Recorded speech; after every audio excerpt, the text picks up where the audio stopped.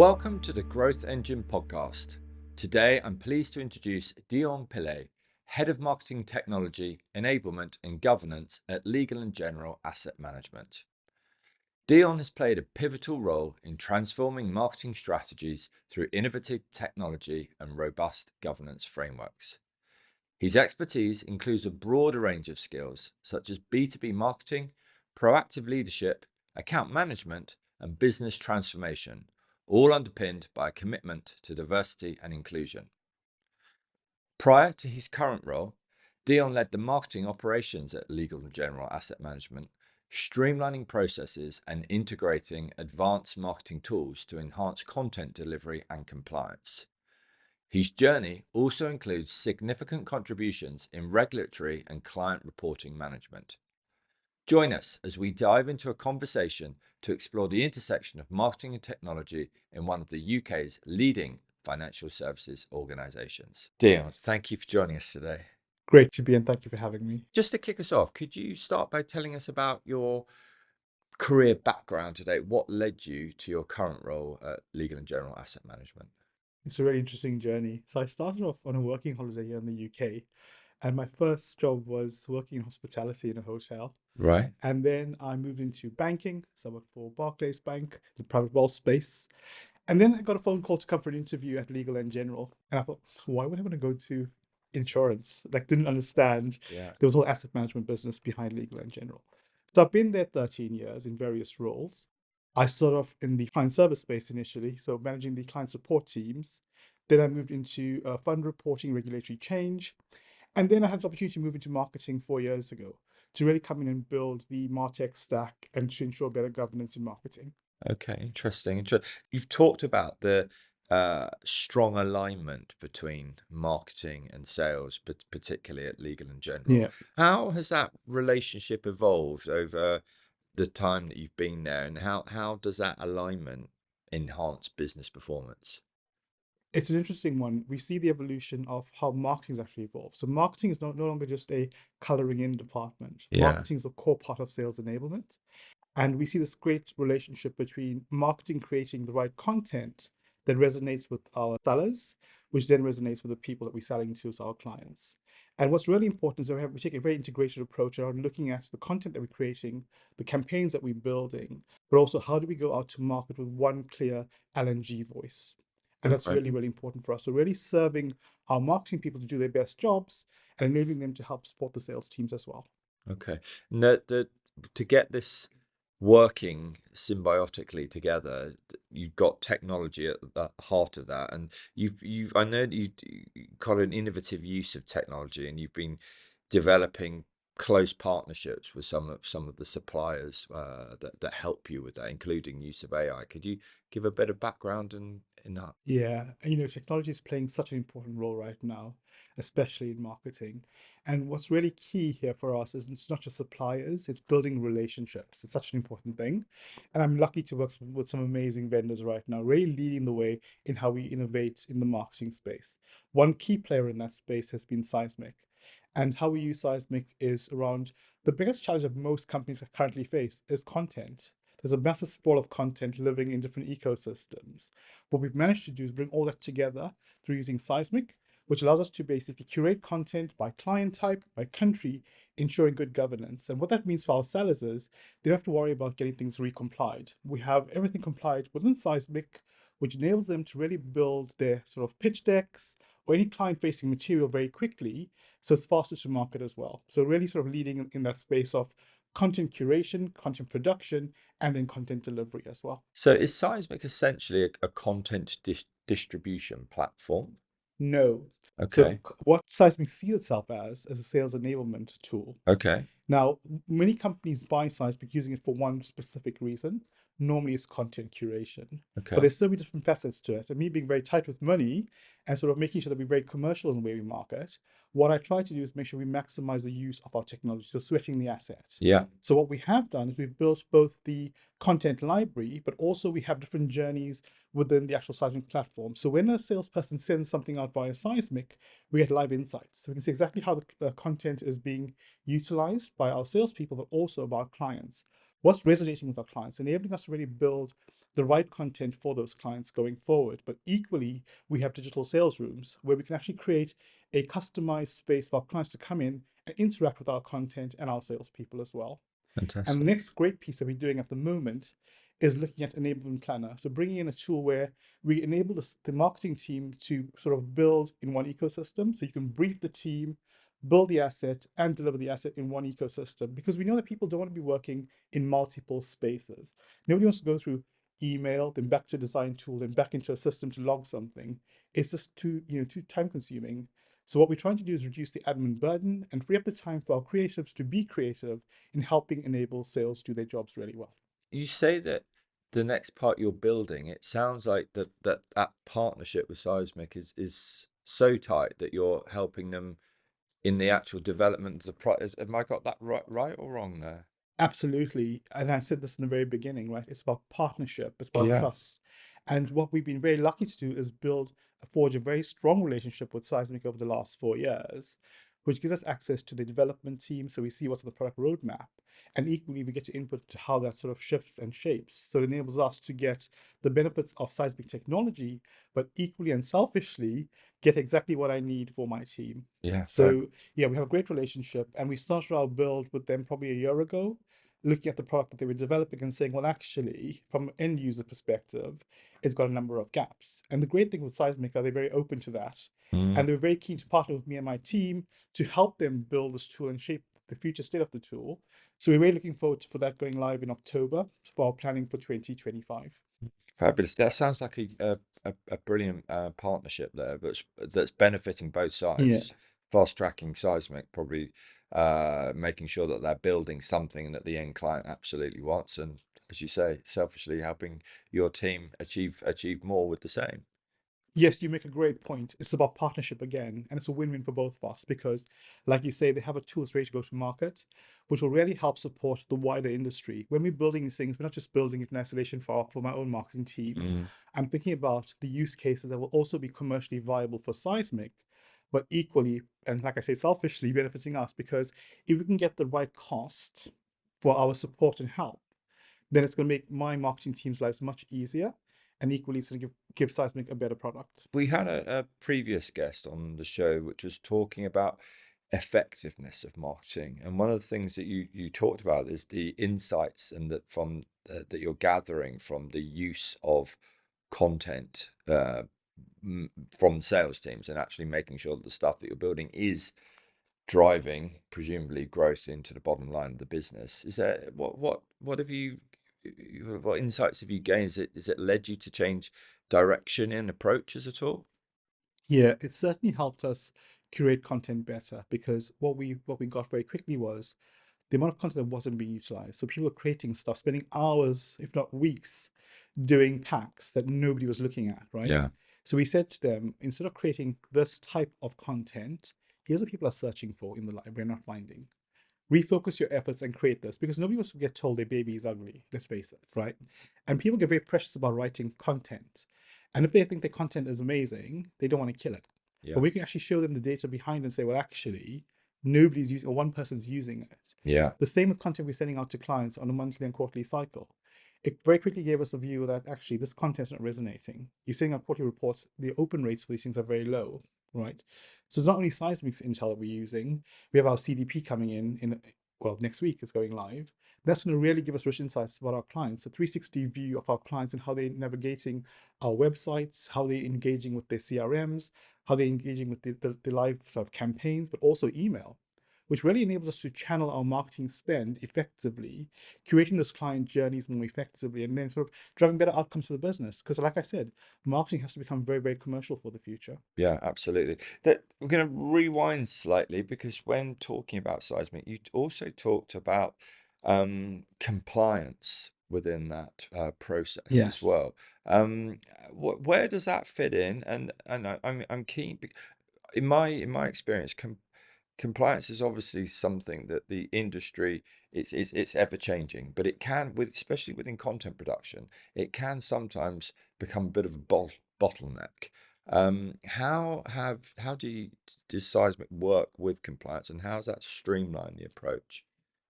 I guess let's go back slightly a step before we go to technology. What I did when I first set up this marketing operations function was to bring marketing compliance into marketing. Okay. Because traditionally, what you hear is a very bad relationship normally between compliance and marketing because there's bottlenecks like you talk about.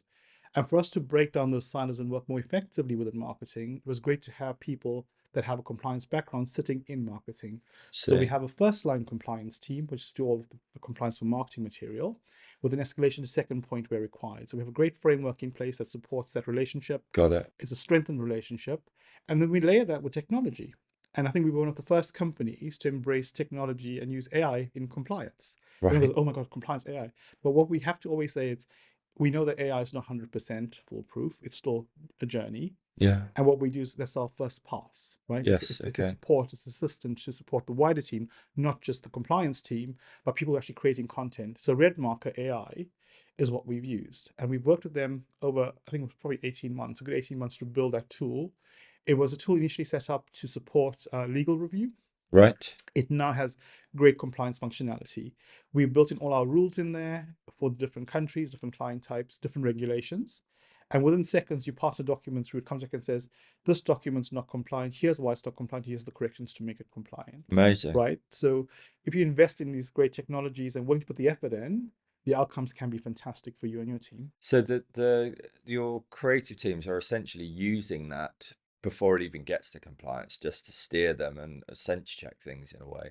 In most cases, there's Yeah. obviously adoption. We're trying to get that 100% adoption, Sure. which we don't think we will get. But what we're cleverly doing with Seismic is embedding the tool into Seismic. So what will happen at the next pass is the minute you submit something, it'll reject it at the very beginning and say, sorry, go back to the drawing board, check it by red marker, correct it before you Mm-mm-mm. come via compliance. So Fabulous. sometimes you've got to innovate to get people to use and adopt a tool. Yeah.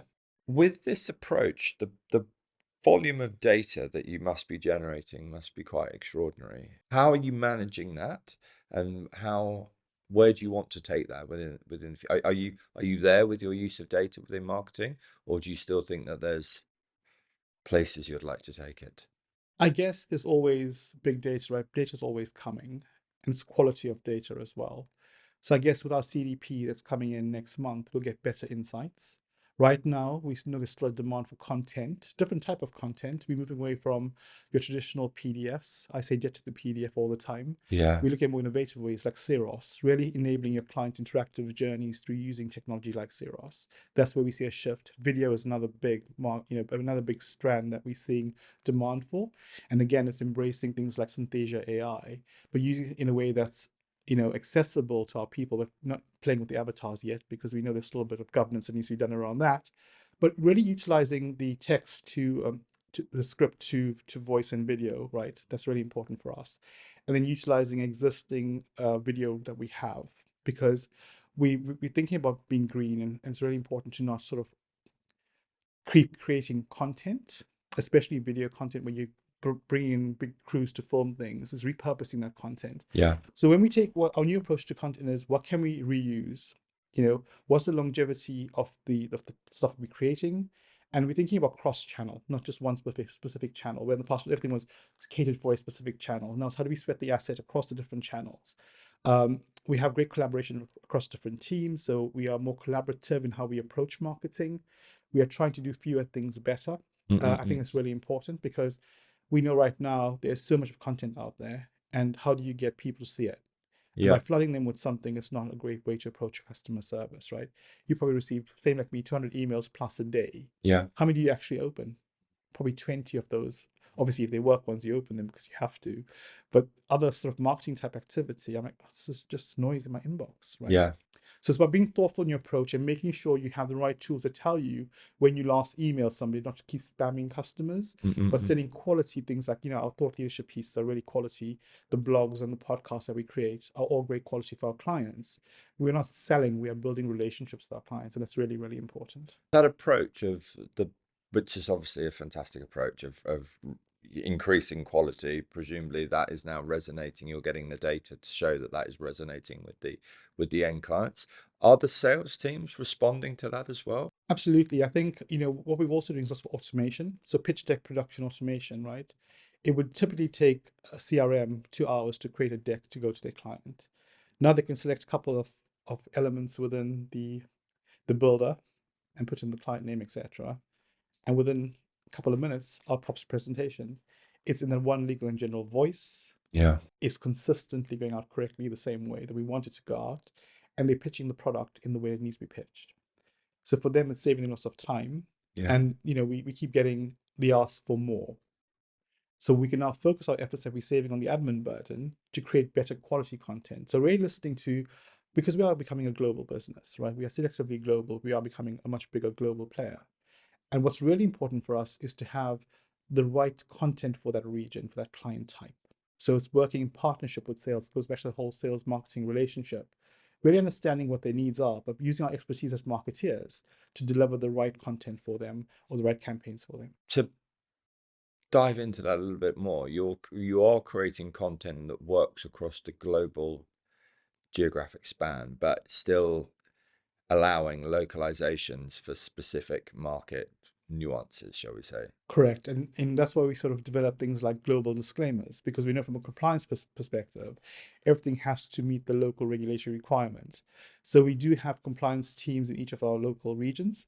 And what we do have is agreement locally that any content they take from the UK library, where they have permission and access, has to be recomplied for the local nuances that they're adding into it.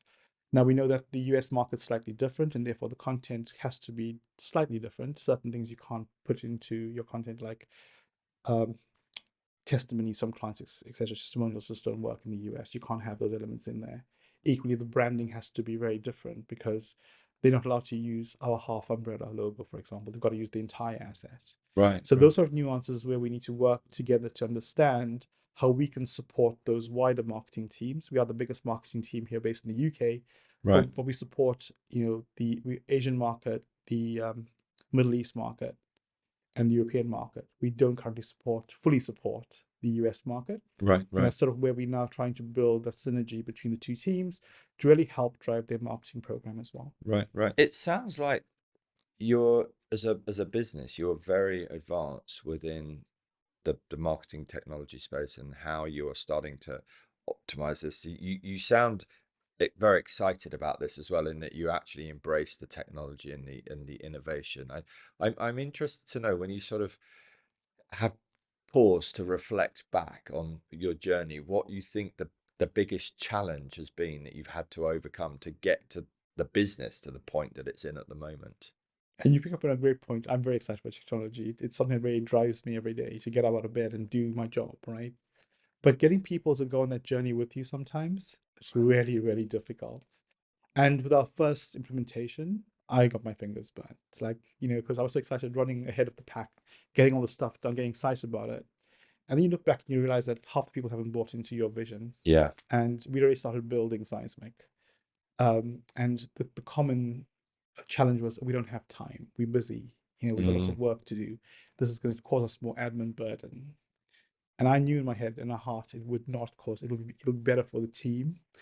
But we went ahead and we started building. They said, oh, we'll just take our procedure guides and build as we follow the process. We built it exactly what was in the process. And when we went live, they're like, that's not how we work. So we had to take another 3 months to go back and rebuild from scratch, right? So I think the key lesson here for me is about making sure that you have the buy-in from day one and take people on that journey, make them part of that journey, build advocacy from people within smaller teams to get them on board first, and use them to help you build and evolve the tool. And that's a lesson we've now taken and we've used with the build of the enablement planner. We have right. a dedicated team of resource from each team coming together to co-create what will be their tool for the future. So I think we're very excited about that. But yeah, that's one of the biggest things is getting buy-in, but also it's about funding, right? How do you convince your CFO that this is a good investment? And I always say to people here is think about your current stack. What do you have in there? Is it working for you? What can you get rid of to create more and better value? So Right. instead of investing in another, a tool for compliance, we use Seismic. We built entire workflows in Seismic, right? I said, how do I maximize my spend and value, minimize my spend, maximize my value in Seismic? And we built the entire workflow in there. Yeah. And we're about to do the same for the US, which is exciting because we can retire a piece of technology, take those savings, and invest it in another piece of technology that's really going to drive us forward as a marketing function. Yeah. So again, the previous podcast was asking marketers to learn to speak the language of the CFO, and it sounds like that would be music to their ears. Yeah, I mean, I work very closely with our CFO, so I know what are the key questions he's going to ask me. So I always come prepared, showing him how commercial something's going to be. He wants to see, where's this going to be saving me money? Um, what are the benefits for the business by you bringing this technology? I mean, traditionally, CFOs will talk about how many heads are you going to save me, right? But we think about it more, what's the value creation, how are we reducing risk in our business as well. So having those insights, being able to really to show him or showcase the value creation is fundamental. And marketing has to be more commercial. Yeah. That's really, really important. Yeah, and join up the whole Yes. start to end. It's been a continuous problem, really, especially within asset management of tracking. Put a pound in here and hopefully get £2 out the other end. It's hard. Yeah, I think it is. But I think if we start investing in technology and data, specifically using data and insights to drive how we market, we can definitely demonstrate the value creation through that. Because if you're using data, you can work your campaigns more effectively and see where the clients are interacting, engaging more, where you're getting the client entering the actual sales funnel, at which point can you push more of your targeted marketing towards those clients. I guess in asset management, to your point, it is more difficult because they have very long tail journeys. They could be three Yes, years yeah. before the money comes in, right? In the retail space, it's much easier to quantify spend and value creation. But I think that's an ongoing battle. But hopefully, in the future, in the near future, through data and insights analytics, we'll be able to demonstrate the value creation from a marketing perspective. Just sort of thinking about people entering the industry. As marketing's changed and Yeah, changing quickly, rapidly. rapidly, isn't Yeah. it? And I think when we probably came into marketing, it was a different beast to what it is now. When you meet graduates coming through the business, what sort of advice do you give to them for how to progress in their career, and what would be, how would you nurture that talent? I think the most important thing when I'm looking even to hire or when I'm talking to the mentees that I mentor is we're having a growth mindset, really being open to learning and challenging yourself to learn every single day. I mean, every year I'm studying something new, right? Because I'm not a marketeer. I never worked in marketing previously, but I use my engineering background because I like process and sort of being very organized and structured in what I'm delivering. And then when I started to learn about all the different functions within marketing, so conferences have been a great place to go and learn and sit and learn. Looking at the technology space and what's changing the landscape really important. Digital marketing is going to be big. It's already big. It's going to get bigger. And if people aren't digitally savvy, not embracing AI and understanding how AI is going to impact them longer term, then they're in for a shock. You've got to Yeah, be able to write better prompts, right? yeah. Because if you're not embracing AI, then you'll get left behind. AI is obviously on everybody's lips at the moment, and it seems that there's new products coming out every day which are AI enabled. With your passion and knowledge around innovation and technology, where do you see the world going in terms of financial services marketing and technology? How do you feel that the landscape's going to alter over the next 3 years, shall we say? I guess we're going to see naturally a bigger push for digital marketing, right? Email traditionally is and still is a very big market. Strangely, people open email more often than not. So I thought Is we were on the death of I email know, a right? year or So two so ago. did I, and it's strange to see when we see the stats and the open rates. People are still opening email Yeah, because if they trust you as a brand, they're more likely to open something. If you spam them, they're less likely to want to open and unsubscribe to something, right? yeah, I guess when you're working in the financial space, people trust email more than they would trust any other form of like an SMS or something. Then it's like being spammed. Um, I guess yeah, it's gonna be more digital. I guess you're gonna see lots of innovative types of marketing coming out using AI. Deepfake stuff might take a bit of a while to catch up in our industry because we are regulated, and also we've got to be very careful not to turn our clients off by using lots of AI type stuff. Like I'm talking about specifically avatars and things like that in pictures, because you buy humans first, and the Yeah. more you start to use these AI bits of technology, especially like fake deepfake video and voice cloning, etc., you stop you start losing trust. The other thing we see is lots of chatbots. I think chatbots will continue to be part of the servicing model as we see cost pressure come in. I think we'll see more companies using chatbots, and self-service will be a big thing. So how do you interact from a marketing perspective in your self-service portals? How do you make sure you're serving the right content to your clients to then take what they need when they need it? Because we are seeing the customer become much more challenging on cost, but equally the quality of service has to be really, really high. So how do you continue on those sort of journeys? And I think where we see it also around how we market, maybe it's meeting the customer's needs where the customer is. So through that being very personalized service, but not over personalized. Like when it gets too intrusive, it's not attractive. So it's got to be just that right balance of serving your client the right content at the right moment in their journey when it suits them, creating more interactive journeys for clients, so letting them navigate their journey and choosing how they navigate those journeys will become a big feature in marketing, I think, for the future. We talk about AI. AI has been around for many years. There's different elements of it, right? It's more generative AI everyone's talking about right now, post Chat GPT. But it's always been there. I think, from the large language models that we had in the past, that's enabled us to move a step forward. Is AI going to take over the world? No. We've had all these different people said, computers will take over the world. Mobile phones are going to take over the world. And it's true. Like we all live. I don't think if I leave my phone at home one day, I feel lost. It's Yeah. like I've lost a part of me, which is quite sad, really. But I think we're going to see more people in that sort of TikTok generation. And we're going to think about how finance moves into that space in a safe way, because what we see in social media is becoming really important. But from a finance perspective, we're still only using one channel, which is mostly LinkedIn, because for professional audiences only. But we are missing a whole target market. And when I talk about influencing people, it's not about selling, it's about education. And we need to be doing more in that finance education space and using the social media channels, but using professionals. The challenge right now is for influencers, so having people like influencers talking about finance who have no idea sometimes is quite risky. So how do you tap into that market using very knowledgeable people to educate the nation? I think it's really important. Listening to you though, a few thoughts were firing off in my mind as I was listening to talk about that. One thing I want to come back to is when you talked about deep fakes. Now, you mentioned the use of the software that gives Synthesia. Synthesia.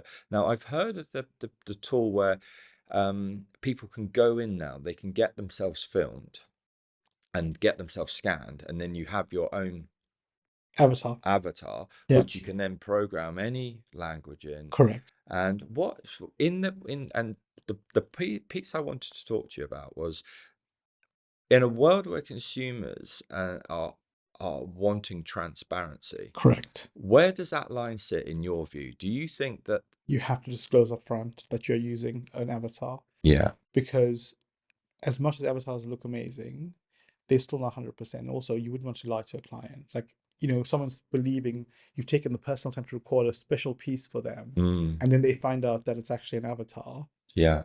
It does not go well. You No. lose faith, So right? this is interesting 'cause I've heard of asset managers and portfolio managers who don't like, it's part of their job now to be in front of the cameras, and it's a key part. And actually, when they came into their roles, that was, it wasn't. You were allowed to be kind of hidden away in the back room somewhere. The world's changed, and people don't like some of that. Now, it's I can understand for people like that why they would want to do that, but it reminds me of when you see the backlash against celebrities who are using these book signing robots, and suddenly people think that they've got a signed book by, I don't know, Taylor Swift, let's say, Yeah. and they suddenly find out no, it's not. It's Machine signed. in machine signed, and then they're furious. And I wonder if it's going to be a similar sort of reaction. I think there'll be a balance between the two things. As long as you disclose upfront that this is being presented by an avatar of the person, it's people know what they're getting. You've Yeah. been you've been honest up front. And I got a very strong feeling that regulation will come in that will force the hand around things like that. Because Mm. I've seen some amazing video, and you don't actually realize you're watching a faked video, a deep fake video, because the person is moving, the lips are moving correctly, Yeah. and they're speaking the language, and it all sounds like the person because they've cloned the voice. I guess, and then at the end they say to you, by the way, you just watched a deep fake. You're like, oh my God, Yeah. that's crazy, right? And I think as technology gets better, especially in the cloning and the avatar space, more people will be attracted to use it. Mm. And I think we just need to be careful around the governance that we put in that. I know that we've been talking about these things as well, and we've taken the call not to use the avatar bits. We use all the other parts of the technology, which are great. Yeah. Translations are great, but I think we've been very clear up front with our governance committee that will be, if we decide to use anything that has avatars on it, we will say, please note these are using avatars right Yeah. up in front and center. So it's kind of learning again, leading from the front and sort of setting those in place and thinking from a moral point, what is right? What do our users, our clients actually demand from L&G from a values point of view? Great point. And it goes exactly down to that. What's your value as a business? And how Yeah. much do you value your customers, your integrity as a firm, and that Mm. trust that you have with your customers? And for us, that's very, very important. So we wouldn't want to breach that trust at any given point in time. And also, we are a highly regulated Yeah. industry. We have very close connections to the FCA, and we wouldn't want to breach that relationship either. Yeah, it's a fascinating space to be working in. And it's great to hear your view of what the future may look like, seeing as it sounds to me like you're at the cutting edge of the technology at the moment. So it's an interesting space to see. Yeah, I would hope so. We like to innovate. We got to keep thinking ahead of our competitors, and also sharing insights with our competitors, because we think it's important that we evolve as an industry collectively. So we have a forum of us that work in the enablement space, as I call it, where we share best practice and ideas. But also, we also are quite competitive with each other, looking for the next big thing that's going to really add value. So yeah, we still on that search and quest. Is this a cross asset management group that you work in? Yeah, it's mostly people that have Seismic as a key I platform, see. and then we're talking about broader insights. What else are you looking at? What can we leverage? What can we learn? How are you using the tool more effectively? Because sometimes there are companies that are more advanced in certain parts, like automation, than we are. We're still on Yeah. that automation journey, so they're sharing with us their best practice on automation, and we're sharing with them how we built the whole construct around content curation, globalization, etc. Right? And by sharing those best practices, we are all winning collectively, is how I like to see it. Mm-mm. Um, Dear, just to wrap us up, just for any listeners that are sort of keen to learn more about marketing technology, where they can sort of go to increase their learning. I think you mentioned going to conferences. Are there any that you would recommend as being Yes. should be on their list? Anticon has been amazing from a marketing perspective. They bring really amazing industry leaders to come and talk about what they're doing in the space. And I also like to go to conferences where it's not just about my industry, because I learn so much more of what's happening outside my industry that's innovative, right? Yeah. Because we know that we can be laggards sometimes in the finance space. Sure. So seeing what people are doing in the retail space, for example, is really great, or in the betting space or whatever it is, and taking from them and repurposing that knowledge to bring better technology for legal in general. Brilliant. Well, I will check them out as an individual, and we'll add links onto the podcast as well. Brilliant. Deon, thank you so much for taking time and joining us today. Learned a lot, and hope that was good for you. Thank you again, and thank you for having me. Thank you. Great to be here. Thank you for listening today to The Growth Engine. If you enjoyed this episode and like to hear more, please do subscribe wherever you get your podcasts from, and follow us on LinkedIn for regular updates or on hubagency.co.uk. Thank you, and see you next time.